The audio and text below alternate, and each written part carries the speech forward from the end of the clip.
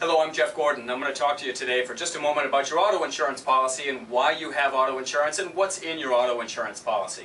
Well, why do you have auto insurance? In case you have an accident. That, at the end of the day, is why you have it. If you have an accident, the next question we have to ask is, what are some of the bad things that can happen? Well, the first thing in your auto insurance policy, part one, is bodily injury. That is, if you're at fault in an accident, you miss that, you don't see that stop sign, you run through the stop sign, you're at fault, somebody gets hurt. The state requires you to have $20,000 per person or $40,000 per accident, if there's more than one person in the car, for the damage that hurts them to make them better. PIP is personal injury protection. This is an amount for you if you are a pedestrian or a passenger in your own car, and including your passengers, for up to $8,000 for your own injuries to yourself or your passengers. Uninsured motorist is if you are in an accident and someone else is at fault who has no insurance. Suppose an uninsured person comes and puts you in the hospital and puts you out of work for 6 months. You can go to your own policy for bodily injury coverage for that person who is uninsured. Property damage, this is an important one. These are all important, but property damage especially. Property damage is when you hit someone else's car, what does it cost to fix it?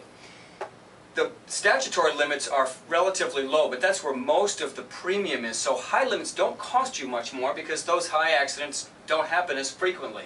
We suggest that you buy at least $100,000 of property damage or $200,000 for just a couple dollars more. Optional bodily injury, this is probably the other biggest to protect you and your assets. This is if you are at fault in an accident, similar to the statutory bodily injury, but you can buy higher limits based upon what your net worth might be or how much insurance you think is appropriate. $100,000 per person, $300,000 per accident is very common. We recommend higher limits than that if you can afford them. $250,000 and $500,000 makes you eligible for a personal umbrella. There's another whiteboard on personal umbrellas.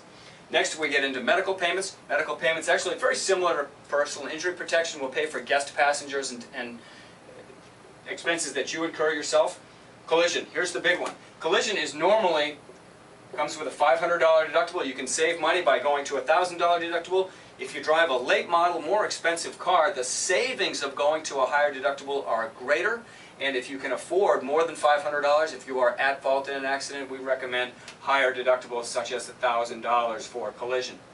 And comprehensive, for lack of a better term, it's other than collision. Comprehensive is fire, theft, vandalism, or in a windstorm, if a tree comes down and lands on top of your car, that is comprehensive coverage. Similarly, higher deductibles make sense, particularly if you have a late model car or an expensive car where the premium starts high. Those deductibles can make sense. If the premium starts low, on my 2009 Tacoma, the comprehensive premium is only $50, and so to go from $500 to $1,000 deductible, I only save about $8. It's worth it for me to leave it at $500. And then finally, you can buy towing and rental if you choose. For all of these and for choices at different levels, look to Gordon Insurance to find the best fit for you and your car.